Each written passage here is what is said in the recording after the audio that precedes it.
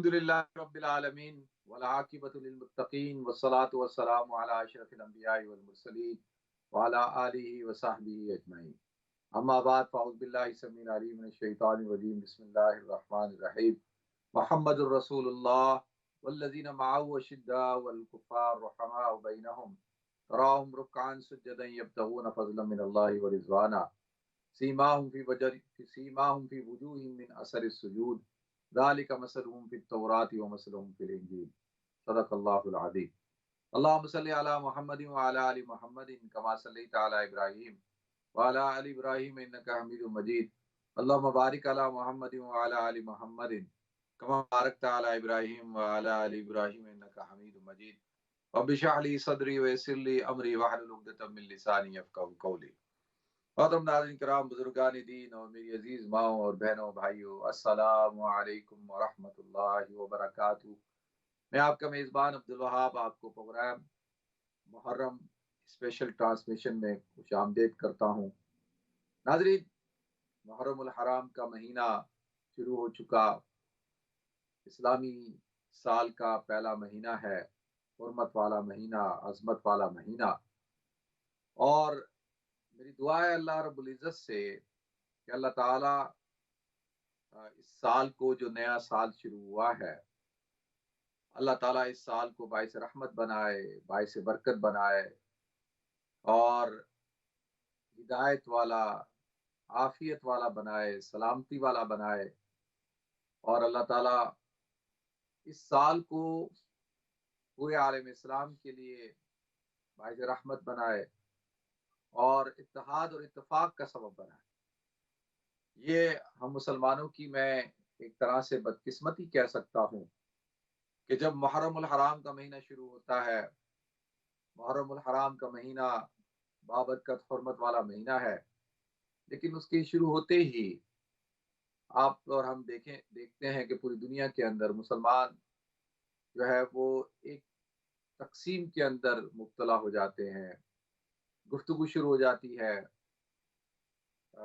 واقعہ کربلا کو لے کر، شہادت عمر فاروق اور شہادت حضرت امام حسین اور ان کے خانوادے کی، اور پوری دنیا میں خاص طور پہ ہندوستان پاکستان کے اندر دیکھا جاتا ہے کہ مختلف جگہوں پر مختلف تقریبات کا اہتمام ہوتا ہے، اور ان تقریبات کے اندر فوکس جو ہے وہ شان صحابہ بیان کیا جانا چاہیے، شان اہل بیت کو بیان کیا جائے، محبت اور مودت کو بیان کیا جائے، جو قربانی دی صحابہ کرام نے، جو عظیم قربانی دی حضرت امام حسین رضی اللہ تعالیٰ عنہ نے اور ان کے خانوادے نے، اہل بیت عظام نے، اس کا تذکرہ ہونا چاہیے، نہ کہ مختلف سوشل میڈیا کی سائٹس پر ایک بحث و مباحثہ، مجادلہ شروع ہو جاتا ہے۔ تو اس سے ہمیں اجتناب کرنا چاہیے اور اس سے ہمیں اپنے آپ کو بچانا چاہیے۔ اس سے مسلمانوں کے درمیان افتراق پیدا ہوتا ہے، انتشار پیدا ہوتا ہے، تفریق پیدا ہوتی ہے۔ لہذا ناظرین، جیسے ہی محرم الحرام کی ابتدا ہوتی ہے تو محرم الحرام کا مہینہ، یکم محرم الحرام، شہادت حضرت عمر فاروق رضی اللہ تعالیٰ عنہ، اور پھر اس کے ساتھ 10 محرم الحرام، واقعہ کربلا، شہادت امام حسین رضی اللہ تعالیٰ عنہ اور ان کے خانوادے کی، اہل بیت عظام کی۔ تو اس حوالے سے یہ جو شروع کا جو عشرہ ہے، اسی لیے ہمارے اکابرین نے اس عشرے کا نام عشرہ فاروق و حسین کے نام سے بنانے کا فیصلہ کیا، اور مختلف تقاریب کا اہتمام کیا جاتا ہے، اور شروع کے دنوں کے اندر حضرت عمر فاروق رضی اللہ تعالیٰ عنہ کی جو شہادت ہے، آپ کے جو فضائل ہیں، ان کو بیان کیا جاتا ہے، اور پھر 9 محرم الحرام، 10 محرم الحرام، اور اسی طرح پورا محرم الحرام واقعہ کربلا کو اور شہادت حضرت حسین رضی اللہ تعالیٰ عنہ اور ان کے خانوادے کی جو قربانی تھی اس کو بیان کیا جاتا ہے، فضائل اہل بیت عظام اور ان کا جو تعلق تھا حضور اکرم صلی اللہ علیہ وسلم سے، تو اس کو بیان کیا جاتا ہے۔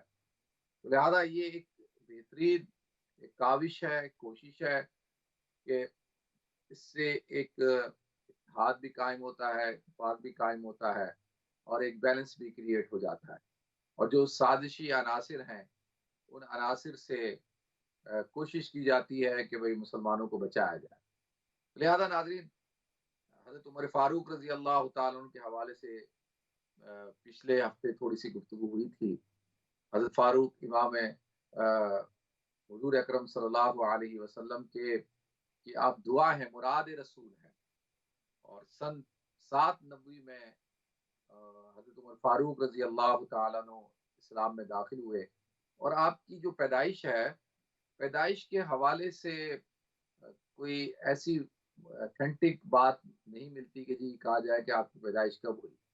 بس مورخین نے لکھا ہے کہ ہجرت سے 40 سال پہلے، اور حضرت عمر فاروق رضی اللہ تعالیٰ کی جو شہادت ہے اس حوالے سے وہ کوئی تقریباً 13 ہجری بنتی ہے، 10 سال کچھ مہینے آپ کی خلافت کا دور رہا۔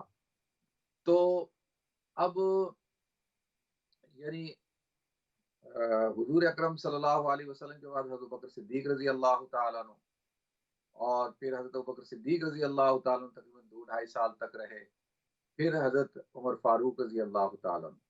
تو اگر ہجرت سے کاؤنٹ کیا جائے تو یہ تقریباً آلموسٹ تقریباً 23 ہجری بن جاتا ہے، اور حضور اکرم صلی اللہ علیہ وسلم کے دنیا سے تشریف لے جانے کے بعد تقریباً یہ آلموسٹ 13 سال کا عرصہ بنتا ہے۔ تو اس حوالے سے دیکھا جائے تو حضور اکرم صلی اللہ علیہ وسلم کی جب وفات ہوئی تو آپ کی عمر مبارک 63 سال تھی۔ حضرت بکر صدیق رضی اللہ تعالیٰ کی جب وفات ہوئی تو آپ کی عمر بھی 63 سال تھی۔ حضرت عمر فاروق رضی اللہ تعالیٰ حضور اکرم صلی اللہ علیہ وسلم سے 2 سال چھوٹے تھے۔ حضرت بکر صدیق حضور صلی اللہ علیہ وسلم سے 2 سال چھوٹے تھے۔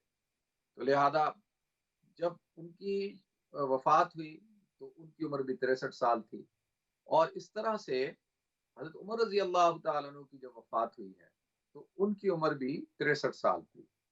تو اس سے ایک بات پتہ چلتی ہے کہ حضرت عمر فاروق رضی اللہ تعالیٰ عنہ اور یہ حضور اکرم صلی اللہ علیہ وسلم سے چھوٹے کتنے، تقریباً آلموسٹ 13 سال جو ہے وہ چھوٹے تھے۔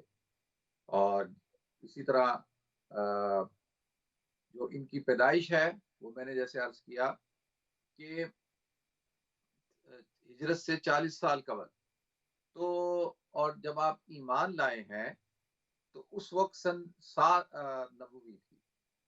تو اس حوالے سے ہمیں مختلف تاریخ کی کتابوں میں یہ حوالہ جات ملتے ہیں، اور حضرت عمر رضی اللہ تعالیٰ عنہ کے اسلام لانے کا واقعہ بھی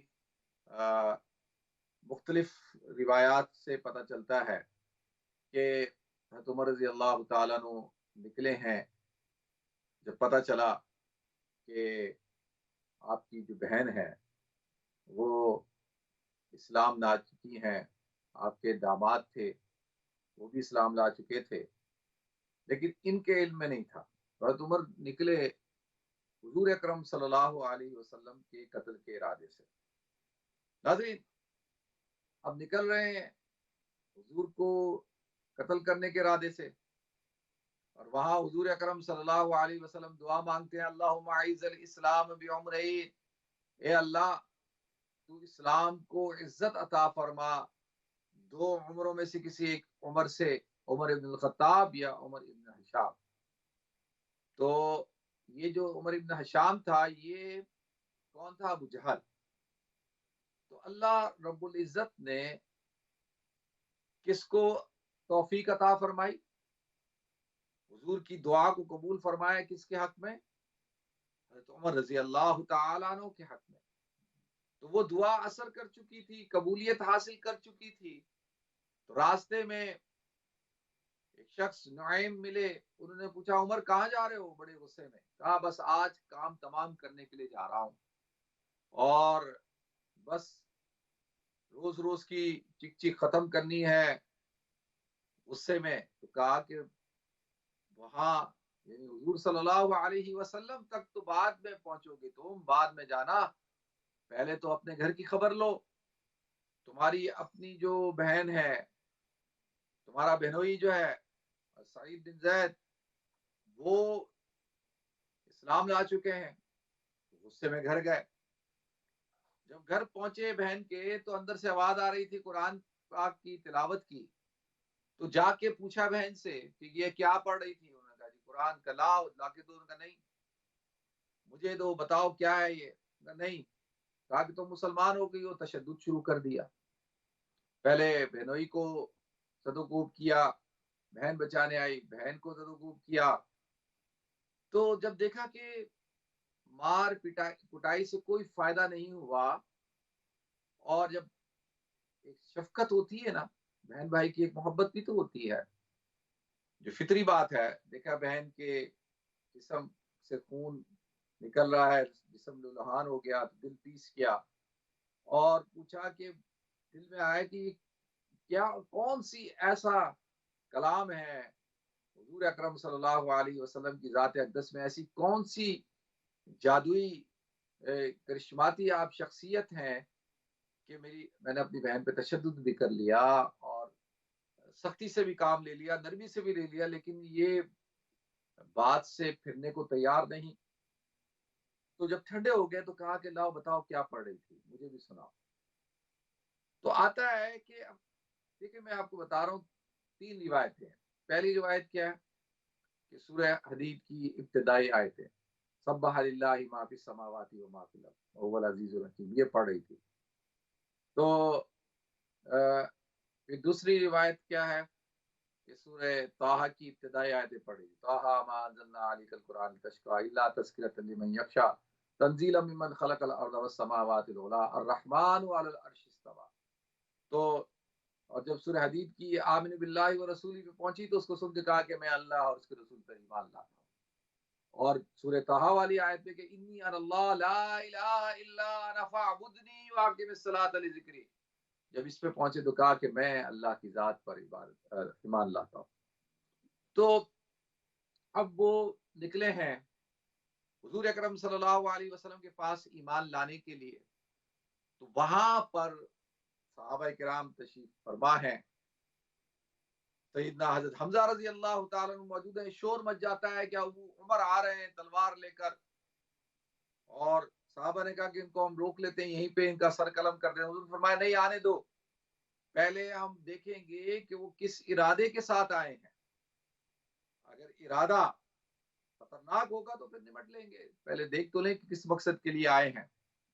جب حضور اکرم صلی اللہ علیہ وسلم کے دربار میں پہنچے کہ یا رسول اللہ میں کسی غلط ارادے سے نہیں آیا، میں ایمان لانے کے لیے، تو ایک دم ایک زور سے نعرہ بلند ہوا، اللہ اکبر کی صدا بلند ہوئی، تو ناظرین سارے مکہ کو پتہ چل گیا کہ عمر جو ہے وہ اسلام میں داخل ہو چکے۔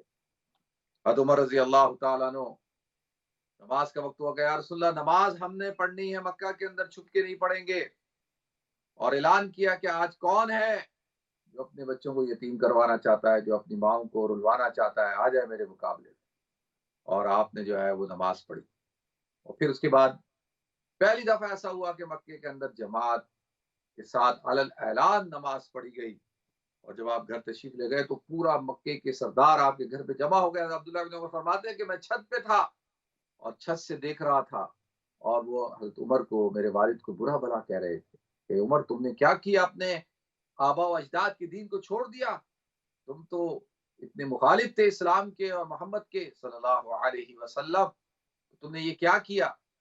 لہذا آتا ناظرین یہ حضرت عمر کا دو واقعات، ایک میں سورہ حدید کی آیات ہیں، دوسرے میں سورہ طٰہٰ کی ہے۔ پھر ایک اور روایت ہے، مسند امام احمد بن حنبل نے اس کو روایت کیا ہے، اور وہ یہ کہ ایک دفعہ حضرت عمر رضی اللہ تعالیٰ عنہ نے سوچا کہ بھئی کون سا کلام پڑھتے ہیں، یہ چل کے سنا جائے، کیونکہ سب کے سب ابو جہل سمیت رات کو جب حضور اکرم صلی اللہ علیہ وسلم قرآن کی تلاوت کرتے تھے تو وہ بیٹھ کر چھپ کر سنتے تھے، لوگوں کو منع کرتے تھے وہ کہتے ہیں جادوگر ہے، اس کے کلام میں تاثیر ہے کہ کلام اثر کر جاتا ہے، مت سننا. لوگوں کو منع کرتے تھے اور خود جو ہے وہ چھپ چھپ کر سنا کرتے تھے. تو حضرت عمر رضی اللہ تعالیٰ عنہ بھی ایک رات کو سن رہے تھے، اللہ کے رسول صلی اللہ علیہ وسلم تلاوت فرما رہے تھے سورہ حاقہ کی ابتدائی آیات، الحاقۃ ما الحاقہ وما ادراک ما الحاقہ کذبت ثمود وعاد بالقارعہ فاما ثمود فاہلکوا بالطاغیہ وما عاد فاہلکوا بريح صرصر عاتیہ سخر علیہم سبع لیال وثمانیۃ ایام حسوما فترى القوم فیہا سرعى كأنهم اعجاز نخل خاویہ فهل ترى لهم من باقیہ.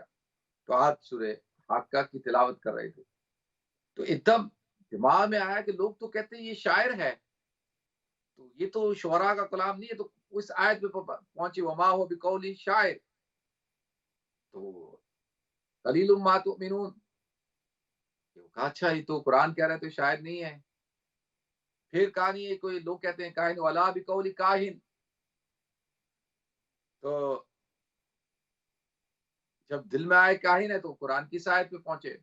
تو آتا ہے کہ ان آیات کو سن کے ہی اسلام ان کے دل کے اندر گھر کر چکا تھا اور وہ مسلمان ہو چکے تھے. تو اب یہ اسلام لانے کے واقعات ہیں ناظرین. اور پھر حضرت عمر رضی اللہ تعالیٰ عنہ نے ہجرت کی حضور اکرم صلی اللہ علیہ وسلم سے پہلے، اور آپ مدینہ منورہ آ گئے اور سارے کے سارے غزوات میں آپ نے شرکت کی ہے. حضور اکرم صلی اللہ علیہ وسلم کے ساتھی تھے. حضور اکرم صلی اللہ علیہ وسلم کی زبان پہ ہر لمحہ یہ الفاظ جاری رہتے تھے، میں ابو بکر اور عمر، میں ابو بکر اور عمر. یعنی میں ابو بکر عمر گئے، میں ابو بکر عمر آئے، ہر وقت. یعنی ایسے حضور نے فرمایا یہ ایسے میرے دو ساتھی ہیں جیسے آسمان پہ حضرت جبرائیل اور حضرت میکائیل، اور زمین پر میرے دو وزیر ہیں ابو بکر اور عمر. لہذا ناظرین حضور کی دعاؤں کا نتیجہ اللہ تعالیٰ نے حضرت عمر حضور اکرم صلی اللہ علیہ وسلم کو عطا فرمائے، اسلام کو عطا فرمائے، اور حضور نے کنیت عطا کی اور لقب دیا کیا؟ فاروق. فاروق، عمر فاروق. قرآن کو بھی فاروق کہا جاتا ہے. تبارک الذی نزل الفرقان علی عبدہ، پاک ہے وہ ذات جس نے اپنے بندے پہ فرقان کو نازل فرمایا. فرقان کس کو کہتے ہیں؟ فرق سے، تفریق کرنے سے، جدا کرتا ہے، جو حق اور باطل کے درمیان امتیاز پیدا کر دیتا ہے، تمیز کر دیتا ہے. جو شخص بھی قرآن کو پڑھتا ہے، قرآن وضاحت کے ساتھ اس کے سامنے حق کو بھی رکھ دیتا ہے، باطل کو بھی رکھ دیتا ہے. شرط یہ ہے کہ تعصب کا چشمہ اتار کے پڑھا جائے. قرآن اثر کرتا ہے. تو حضرت عمر رضی اللہ تعالیٰ عنہ کو بھی حضور اکرم صلی اللہ علیہ وسلم نے فاروق کا، عمر فاروق خطاب عطا فرمایا. فاروق وہ ہے جو حق اور باطل کے درمیان تفریق کر دیتا ہے، تمیز کر دیتا ہے. لہذا ناظرین یہ حضرت عمر فاروق رضی اللہ تعالیٰ عنہ ہے، حضور اکرم صلی اللہ علیہ وسلم کے ساتھی ہیں. اور قرآن کے اندر علماء نے ارشاد فرمایا 10 مقامات ایسے ہیں جو موافقات عمر کے نام سے جن کو جانا جاتا ہے کہ قرآن کی آیات اللہ رب العزت نے نازل فرمائی ہے جو حضرت عمر فاروق کے خیالات آپ کے مشورے کے مطابق تھی. یعنی اللہ نے ان کی حمایت کی کہ فاروق، عمر فاروق ٹھیک کہہ رہا، موافقات عمر کہا جاتا ہے. لہذا ناظرین مختصراً میں عرض کر رہا ہوں، حضور اکرم صلی اللہ علیہ وسلم کے ساتھ رہے، اور آپ کے سسر بھی ہیں سیدہ حضرت حفصہ رضی اللہ تعالی عنہ، حضرت عمر فاروق رضی اللہ تعالی کی صاحبزادی ہیں. اس اعتبار سے حضور کے بڑے قریبی آپ کا رشتہ ہے. حضور آپ کے داماد ہوئے، یعنی داماد اور سسر کا رشتہ ہے. اور حضرت علی رضی اللہ تعالیٰ عنہ کے داماد ہیں.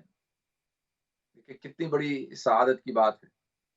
تو حضرت عمر رضی اللہ تعالیٰ عنہ، حضرت ابوبکر صدیق رضی اللہ تعالیٰ عنہ جب خلیفہ بنے، ان کے بعد حضرت عمر رضی اللہ تعالیٰ عنہ. اب حضرت عمر رضی اللہ تعالیٰ عنہ کا دور ہے ناظرین. اب دیکھیں کہ 22 लाख मुरब्बा मील के ऊपर हज़रत उमर रजी अल्लाह तआला अन्हु की हुकूमत थी। 22 लाख मुरब्बा मील, आप अंदाजा कर सकते हैं। यानी अगर हुजूर हजरत उमर फारूक रजी अल्लाह तआला अन्हु कुछ साल और जिंदा रहते तो पूरी दुनिया के अंदर इस्लाम का परचम लहरा दिया जाता। कैसे? यानी अदल और इंसाफ का दौर था। हज़रत उमर फारूक रजी अल्लाह तआला अन्हु ने ये जो आपको बहुत सारे आज लॉ नजर आते हैं ना, कवानीन नजर आते हैं, कनाडा के अंदर बकायदा उसको उमर लॉस के नाम से लिखा गया है, बताया जाता है कि ये खास तौर पे child tax credit, child benefit और इसी तरीके से जो पेंशन का जो सिस्टम है, इसी तरीके से जो बेघर लोगों को घर देने का, वेलफेयर का जो पूरा निज़ाम है, जो हुजूर अकरम सल्लल्लाहु अलैहि वसल्लम की तालीमात थी, उसको अमली तौर पर जो है किसने नाफिज किया? हज़रत उमर ने किया। सबसे पहले ये जो इस्लामी जो कैलेंडर है इसका निफाज, और फिर इसी तरीके से जो जो एक स्टेट, देखिए जब हुजूर अकरम सल्लल्लाहु अलैहि वसल्लम तशरीफ लाए तो मदीना मुनव्वरा के अंदर तो छोटा सा इलाका था ना, उसके चैलेंजेस भी डिफरेंट थे, उनके मसाइल भी डिफरेंट थे। लेकिन हजरत उमर के दौर में तो वसी इलाके के ऊपर मुसलमानों की हुकूमत थी, तो चैलेंजेस डिफरेंट। किस तरह से हजरत उमर रजी अल्लाह तआला अन्हु ने निज़ाम बनाया, पुलिस का महकमा कायम किया। पुलिस का आज पूरी दुनिया के अंदर कोई मुल्क भी ऐसा नहीं है नाज़रीन जो बगैर पुलिस के महकमे के चल सकता। बिल्कुल बाकायदा पुलिस का महकमा कायम किया। हजरत कैस बिन उबादा पहले चीफ पुलिस ऑफिसर थे मदीना मुनव्वरा के, बाकायदा तफ्तीश का पूरा एक निज़ाम कायम किया। फिर उसके साथ साथ हुजूर अकरम सल्लल्लाहु अलैहि वसल्लम के ज़माने के अंदर नाज़रीन जो कैदी होते थे उनको मस्जिद नबवी के अंदर जो मेहराब होते थे, जो पिलर्स होते थे, उन पिलर्स के साथ जो है वो बांध दिया जाता था, सुतूनों के साथ। और फिर जब उनके साथ जो फैसला होता था, जो उनको सजाएं दी जाती थी, उसके बाद उनको छोड़ दिया जाता था। लेकिन हजरत उमर रजी अल्लाह तआला ने बाकायदा जेल का निजाम कायम किया, आप सोच सकते हैं। और ये पूरा जो जो ब्यूरोक्रेसी का जो निजाम है, इस निजाम को वदा किया। उस वक्त के जहां पे हजरत उमर रजी अल्लाह तआला अन्हु की जहां जहां खिलाफत थी, इस्लामी जो एक निजाम कायम था, वो दुनिया के अंदर उसकी मिसालें दी जाती थी, लोग उसको अडॉप्ट करते थे। वन ऑफ द बेस्ट जो सिस्टम था वो कायम किया गया। नाज़रीन, मैं ये कोई हवाई बातें अर्ज नहीं कर रहा, आप पढ़ें, आप रिसर्च करें, स्टडी करें किस तरह से हज़रत उमर रज़ी अल्लाह ताला ने निज़ाम कायम किया। अमन और अमान की मिसाल पेश नहीं की जा सकती। ये खातून अगर बगदाद इराक से निकले और मदीना मुनव्वरा आए और जेवर में लदी भी हो तो कोई इसकी तरफ आंख उठा कर नहीं देखता था। ये ऐसा निजाम, अमन और अमान, इंसाफ, खुशहाली। लिहाजा नाज़रीन, हज़रत उमर रज़ी अल्लाह ताला अन्हु जो है वो उनके खिलाफ साजिश होती है। साजिश कौन करता है? देखें, फातेह ईरान है आप, और उनके जनरल थे अमर बिन आस रजी अल्लाह ताला, साद बिन अबी वकास रजी अल्लाह, ये हजरात। तो उमर रजी अल्लाह ताला अन्हु के दौर में जब ईरान फतह हो गया तो ईरान जो है जमाने के अंदर दो बड़ी ताकतें थी, एक रूम और एक फारिस। तो अब जो फारिस है उसको पर्शिया कहा जाता है, उसको आज मौजूदा दौर के अंदर ईरान, लेकिन उस जमाने में बहुत बड़ी ताकत होती थी। ये पूरे जो खुरासान के एरिया, सिस्तान का एरिया, ये सारे एरिया उसके तहत थे, तो वो भी मुसलमानों के ज़ेरे नगी आ गए। तो उस हवाले से मैं इंशाअल्लाह थोड़ा सा शहादत के हवाले से गुफ्तगू करूंगा। हमें नाज़रीन ब्रेक की तरफ जाना है, इंशाअल्लाह ब्रेक के बाद होते हैं। अस्सलामु अलैकुम व रहमतुल्लाहि व बरकातहू।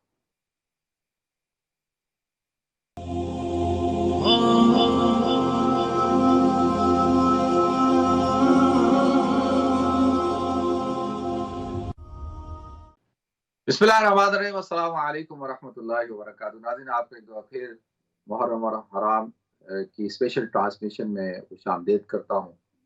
नाज़रीन, बात हो रही थी हज़रत उमर रज़ी अल्लाह तआला अन्हु की शहादत के हवाले से। अच्छा, अब पहले मैं थोड़ा-सा उसका पस मंज़र बयान कर देता हूँ और फिर उसके बाद उनकी जो वफ़ात की तारीख़ है, उस हवाले से भी हम थोड़ी-सी गुफ्तगू कर लेंगे। तो जैसे मैंने अर्ज़ किया कि हज़रत उमर रज़ी अल्लाह तआला अन्हु के दौर में जो इस्लामी हुकूमत थी, वो सीस्तान तक कायम हो चुकी थी। अज़रबाईजान, ये पूरा जो इलाका है, ये सारा का सारा इस्लाम के ज़ेर तसल्लुत आ चुका था और जो फ़ारिस है, पर्शिया, वो भी फ़तह हो चुका था। अब देखें, जो दुनिया के अंदर जैसे रोमन्स जो थे ना, रोम बड़ी एक ताकत थी और रोमन्स जो थे वो बड़े जंगजू किस्म के लोग थे। रोमन एम्पायर आपने सुना है, सूरह रूम कुरान में मौजूद है। इसी तरीके से दुनिया के अंदर उस वक़्त में जो पर्शियन हैं, फ़ारिस, ये भी एक बड़े-बड़े बड़ा एक नाम था, बड़ी एक हुकूमत थी, हज़ार साला जश्न बनाया जा रहा था और बड़ी इनकी तारीख़ थी और इनके अंदर तफ़ाख़ुर बहुत था कि भई हम ईरानियुन नस्ल हैं, पर्शियंस हैं। तो अब देखिए, इतनी लंबी तवील उम्र हुकूमत की, शहंशाहियत की, वो ख़त्म हो गई। तो उनके ज़हनों में ये था, ये जो हमारी जो एम्पायर को जो ख़त्म किया है, वो किसने किया है? वो मेन किरदार हज़रत उमर रज़ी अल्लाह तआला अन्हु का। देखिए, जब इन्कलाब आता है ना, तो उसका एक जो रेवोल्यूशन होता है, उसका एक काउंटर रेवोल्यूशन भी होता है। उस वक़्त के अंदर कुछ कुव्वतें खामोश होके बैठ जाती हैं, लेकिन उनके दिलो-दिमाग में रिवेंज, गुस्सा, बदला, ये बदले की आग जल रही होती है। तो उन्होंने हज़रत उमर रज़ी अल्लाह तआला अन्हु के खिलाफ साज़िश की। जब हुर्ज़मान को लाया गया, तो उमर रज़ी अल्लाह तआला अन्हु ने उसने पानी माँगा, हज़रत उमर ने पानी दे दिया, तो उसने पानी गिरा दिया ज़मीन पे। तो कहा, उमर, तो जब तक पहले तो उसने कहा कि उमर, मुझे पानी पिलाओ, जब तक पानी ना पीऊँ तो मुझे अमान देते हो? हज़रत उमर ने कहा, हाँ, मैंने तुझे अमान दी। तो नाज़रीन, पानी पेश किया गया, उसने पानी ज़मीन पे गिरा दिया और कहा, उमर, तुमने तो अमान दी थी और पानी जब तक ना पीऊँ मैं तो अब ये पानी पी नहीं सकता। तो लिहाज़ा तो हज़रत उमर ने उसको आज़ाद कर दिया। ये वो तारीख़ी किरदार था नाज़रीन। फ़िरोज़ अबू लुलू मजूसी, उसकी क्या औकात, उसकी क्या हैसियत, लेकिन पीछे ये साज़िशी अनासिर थे और उन्होंने इसको तैयार किया। हज़रत मुग़ीरा बिन शोबा का ये गुलाम था, बड़ा ज़हीन आदमी था ये, फ़िरोज़ अबू लुलू मजूसी। ये लोहार था, कारपेंटर था, बड़े काम किया करता था। तो अब हज़रत उमर के पास शिकायत लेके गया कि भई ये जो मेरे से ज़्यादा उजरत लेते हैं। जब हज़रत उमर ने पूछा कि भई तुम करते क्या हो? उसने कहा, मैं ये करता हूँ। कहा, नहीं, तुम तो ये कम लेते हैं, 2 दिरहम बनती है। उस बात पे ये नाराज़ हो गया और एक दफ़ा हज़रत उमर को कहता है कि मैं आपको जो है ना, एक ऐसी वो बना के दूँगा चक्की, कि जिसका चर्चा जो है वो पूरी दुनिया के अंदर होगा। तो हज़रत उमर ने कहा, देखो, ये मुझे धमकी दे रहा है, ये मुझे धमकी दे रहा है। तो सहाबा ने कहा, उमर, आप कहें पकड़ लेते हैं। कहा, नहीं, ये तो अभी इसने इशारतन बात की है, कोई कत्ल तो किया नहीं, ना हमला किया, तो मैं किस बुनियाद पे इसको पकड़ूँ? देखिए, ये जो करैक्टर है ना, औसाफ देखें, यहाँ पे तो थोड़ा-सा इशारा मिल जाए ना कि फलाँ साज़िश कर रहा है या फलाँ की सोच ऐसी है, तो उसको उठाकर हम क्या करते हैं, हमारे हुक्मरान उसके साथ क्या सलूक करते हैं। तो यहाँ पे हज़रत उमर ने कहा, नहीं, ये अभी तो ये इसने इशारतन किनायतन ये बात की है। कहते हैं हज़रत उमर रज़ी अल्लाह तआला ने ख्वाब सुनाया था। ख्वाब क्या था कि उनको एक मुर्गा चोंचे मार रहा है, उसने 2 चोंचे मारी। तो आपने कहा कि मुझे जो है कोई अजमी आदमी जो है वो मुझे कत्ल करेगा। तो लिहाज़ा नाज़रीन, हज़रत उमर रज़ी अल्लाह तआला अन्हु फजर की नमाज़ के लिए खड़े हुए تو یہ فیروز ابو لولو موجوسی نے آپ پر حملہ کر دیا اور آپ کو کئی زخم لگا. ایک زخم آپ کے ناف میں لگا اور پھر اس نے بھاگنے کی کوشش کی اور صحابہ کو زخمی کیا. 6 صحابی اور بھی شہید ہوئے کیونکہ اس کا جو خنجر تھا بڑا زہر آلودہ تھا. حضرت عمر رضی اللہ تعالیٰ عنہ کو بالکل بیچارے زخمی ہو گئے اور اس نے کیا کیا تھا، جب اس کے اوپر چادر ڈالی گئی اس کو پکڑنے کے لیے تو اس نے اپنے آپ کو اوپر خود حملہ کیا، یعنی اس نے اپنے آپ کو خود ہلاک کیا، خودکشی کر لی. تو اس کے ساتھ پھر دیکھیں نا یہ بھی پتہ نہیں چل سکا کہ پیچھے کس کی سازش تھی، لیکن جو قاتل ہے وہ یہی تھا. تو اس کو جب حضرت عمر رضی اللہ تعالیٰ عنہ کو علاج کرنا شروع کیا گیا، آپ کو لے کے جا کر، تو پہلے آپ کو نبیس پلائی گئی، تو نبیس آپ کے زخموں سے نکل آئی، پیٹ کے جو زخم تھے. پھر آپ کو دودھ پلایا گیا، دودھ بھی زخموں سے نکل آیا. تو پھر جو حکیم تھے انہوں نے کہا کہ حضرت عمر کا بچنا مشکل. اب یہ جو بات ہے نا دادی، یہ 26 ذی الحجہ یا 27 ذی الحجہ کی، ٹھیک ہے. اور حضرت عمر رضی اللہ تعالیٰ عنہ نے ایک تو 3 کام کیے. سب سے پہلے تو اپنے بیٹے حضرت عبداللہ بن عمر سے کہا کہ میرے ذمہ فلاں کا قرض ہے، وہ قرض تم نے ادا کرنا ہے، ٹھیک ہے. ان کی ذمہ داری یہ لگائی. دوسرا ایک کونسل بنا دی کہ میرے بعد یہ 6 لوگ ہیں جن کو آپ فیصلہ کر لیں، انہی میں سے کسی کو اپنا آپ ایک خلیفہ جو ہے وہ منتخب کر لیں. حضرت عثمان رضی اللہ تعالیٰ عنہ، حضرت علی رضی اللہ تعالیٰ عنہ، حضرت سعد بن ابی وقاص رضی اللہ تعالیٰ عنہ، حضرت طلحہ، حضرت زبیر اور غالباً حضرت عبد الرحمن بن عوف رضی اللہ تعالیٰ عنہ کہ بھئی آپ ان 6 میں سے کسی ایک کو اپنا خلیفہ بنا لیں. 2 کام ہو گئے. تیسرا کام یہ کیا کہ اپنے صاحبزادے حضرت عبداللہ بن عمر رضی اللہ تعالیٰ عنہ سے کہا کہ جا کر اما عائشہ صدیقہ رضی اللہ تعالی عنہا سے جا کر اجازت طلب کرو کہ عمر آپ سے اجازت چاہتا ہے کہ آپ اس کو اجازت دیں کہ آپ کے حجرے کے اندر حضور اکرم صلی اللہ علیہ وسلم کے قدموں میں عمر کو جگہ مل جائے، آپ اجازت مرحمت فرمائیں.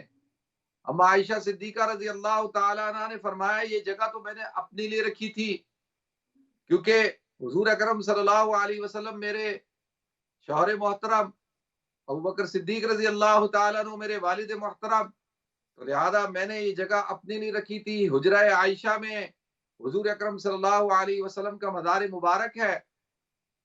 تو اما عائشہ نے اجازت دی، کہا کہ ساری زندگی حضور اکرم صلی اللہ علیہ وسلم ارشاد فرماتے تھے میں ابو بکر اور عمر، تو لہذا حضور کے تعلق کی بنیاد پر حضرت عمر کو جگہ عطا فرمائے جو جگہ آپ نے اپنے لیے رکھی تھی. حاضرین اب آپ دیکھیں یہ کیسا اللہ تعالیٰ کا ایک نظام ہے کہ جب بھی ہم قیامت تک مسلمان حضور اکرم صلی اللہ علیہ وسلم کے روضہ اقدس پہ جا کر سلام پیش کرتے ہیں، ساتھ پھر حضرت ابوبکر صدیق کی خدمت میں سلام، پھر حضرت عمر کی خدمت میں سلام پیش کرتے ہیں. اور کل قیامت کے دن جب حضور اپنی قبر مبارک سے کھڑے ہوں گے تو حضور نے فرمایا کہ میں سب سے پہلا ہوں گا جس کے لیے قبر کو شک کیا جائے گا. انا اول شافع و مشفع، میں پہلا ہوں گا جو شفاعت کروں گا اور جس کی شفاعت کو قبول کیا جائے گا.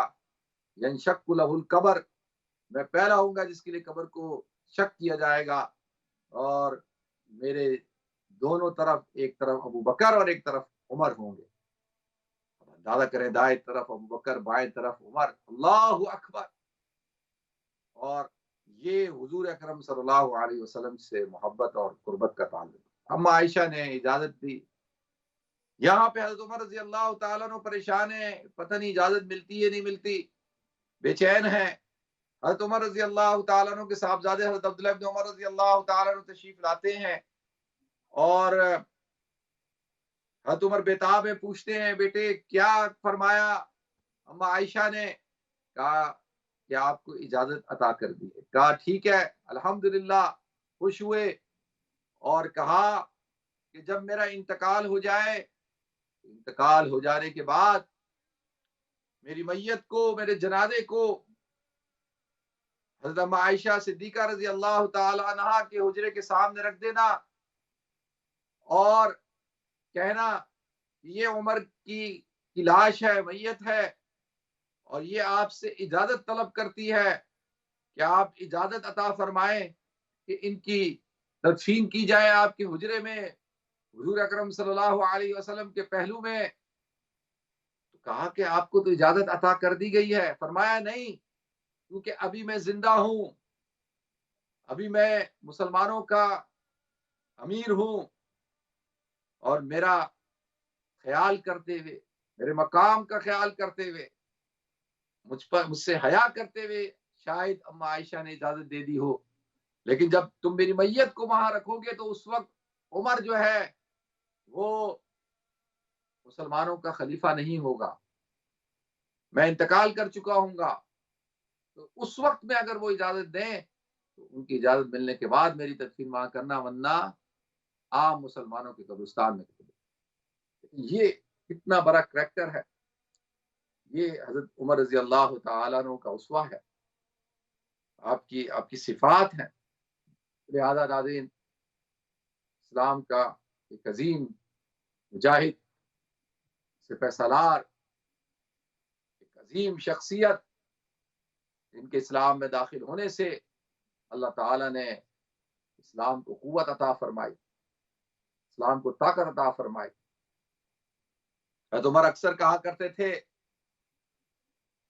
دیکھیں لوگ جو ہے حضرت عمر کی اس بات کو لے کر ان پر اعتراض کرتے ہیں کہ حضرت عمر فرمایا کرتے تھے، عمر تجھے تو تیرا والد پیٹا کرتا تھا کہ تو اونٹ صحیح طریقے سے نہیں چلا سکتا، تو آج دیکھ اللہ نے تجھ سے کیا کام لیا۔ تو لوگ کہتے ہیں دیکھو، جس شخص کو اونٹ چلانے نہیں آتے ہوں اس نے کیا حکومت چلانی تھی۔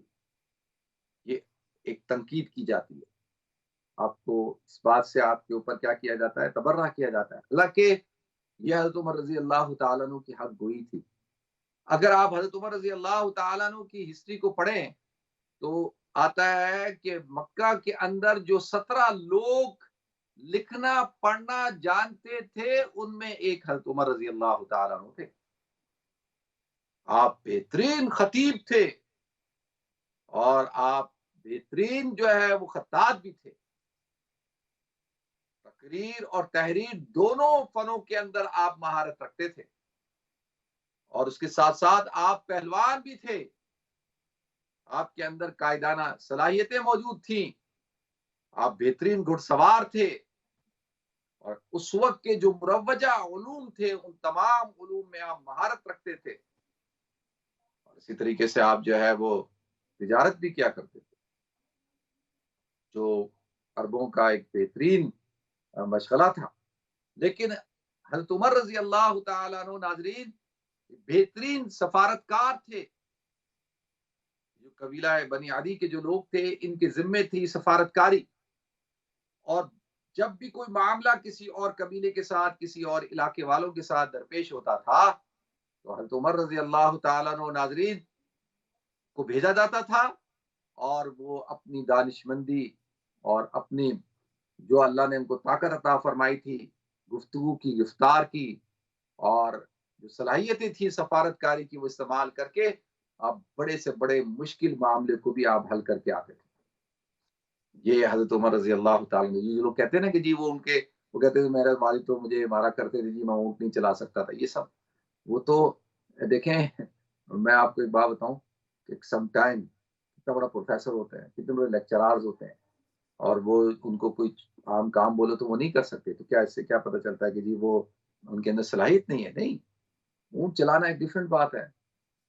تو لیکن یہ تو ان کی صفت کی بات تھی، وہ انسانوں کو چلانے کے لیے آئے تھے، اللہ تعالیٰ نے ان سے بہت بڑا کام لینا تھا حاضرین۔ تو یہ حضرت عمر رضی اللہ تعالیٰ عنہ ہے، اور آپ کو جو ہے آپ کی تدفین ہو جاتی ہے۔ اب جیسے یہ محرم الحرام کا مہینہ شروع ہوتا ہے نا ناظرین، تو اس میں پھر اختلاف شروع ہو جاتا ہے، لوگ یکم محرم کو کہتے ہیں، تو اب وہ لوگ بہت سارے لوگ کہتے ہیں نہیں جی हज़रत उमर रज़ी अल्लाह ताला अन्हु की वफ़ात जो है वो यकम मुहर्रम अल हराम को नहीं हुई। अच्छा, कब हुई है? भाई 28 को हुई, 29 को हुई, 28 ज़िलहिज्जा को हुई, 29 ज़िलहिज्जा को हुई, ऐसे ही है। ये कहते हैं। इस पर तो किसी का कोई इख्तिलाफ नहीं है कि हज़रत उमर रज़ी अल्लाह ताला अन्हु को शहीद किया गया। इस पे तो कोई इख्तिलाफ नहीं। आपकी वफ़ात हुई, इस पे भी कोई इख्तिलाफ नहीं। आप पर कातलाना हमला हुआ 26 या 27 ज़िलहिज्जा को, इस पे भी कोई इख्तिलाफ नहीं। इख्तिलाफ किस पे है कि भाई तदफीन कब हुई, इंतकाल कब हुआ। अब देखें नाज़रीन, अगर 29 को इंतकाल हुआ ज़िलहिज्जा को, तदफीन यकम को हुई, तो उसमें कौन सी झगड़े की बात है। अक्सर मुअर्रिखीन इस बात पर मुत्तफिक हैं कि आपकी तदफीन यकम मुहर्रम उल हराम को हुई। अब इसके अंदर मुझे समझ में बात नहीं आती कि इस बहस को क्यों शुरू किया जाता है। बहुत सारे लोग कहते हैं कि जी आप हजरात, जो हजरात इस बात को अहले सुन्नत बिलीव करते हैं कि हजरत उमर की वफात यकम मुहर्रम उल हराम को हुई है, आप हजरात जो वाक़या करबला है इसकी जो इम्पोर्टेंस है उसको आप कम करना चाहते हैं, अहमियत को कम करना चाहते हैं। अब सवाल ये उठता है कि वाक़या करबला हुआ सन 61 हिजरी के अंदर, तो वाक़या करबला बाद में हुआ है। हज़रत उमर रज़ी अल्लाह तआला अन्हु की शहादत पहले हुई है। और ये तो अब सोचने की बात है ना कि, और एक बात तो ये तो आपकी सोच है कि अगर कोई शख्स जैसे मैं अभी हज़रत उमर रज़ी अल्लाह तआला अन्हु के फ़ज़ाइल को बयान कर रहा हूँ। इंशाअल्लाह अब हम अ, हज़रत हुसैन रज़ी अल्लाह तआला अन्हु के फ़ज़ाइल को बयान करेंगे और वाक़या करबला को भी बयान करेंगे। तो इससे क्या हुआ कि कोई फ़र्क पड़ता है? हज़रात हसनैन करीमैन का मकाम अपनी जगह पर है। वो जो उनको अल्लाह ताला ने इज़्ज़त दी, जो उनको मकाम दिया, जो उनका ताल्लुक है हुज़ूर अकरम सल्लल्लाहु अलैहि वसल्लम से, तो वो तो फिर किसी का ताल्लुक नहीं हो सकता ना। लिहाज़ा ये तो सोच की बात है। अल्लाह ताला जो है वो हमें समझने की तौफ़ीक अता फ़रमाए। अल्लाह ताला जो है वो हमें सहाबाए किराम से, अहले बैत अज़्ज़ाम से मोहब्बत करने की तौफ़ीक अता फ़रमाए। तो नाज़रीन, प्रोग्राम बिल्कुल अपने इख्तिताम को पहुँच चुका। तो इंशाअल्लाह आप हज़रात से फिर मुलाकात होगी कल इंशाअल्लाह। आप अपना ख़्याल रखिएगा, अपनी दुआओं में याद रखिएगा। अस्सलामु अलैकुम व रहमतुल्लाहि व बरकातहू।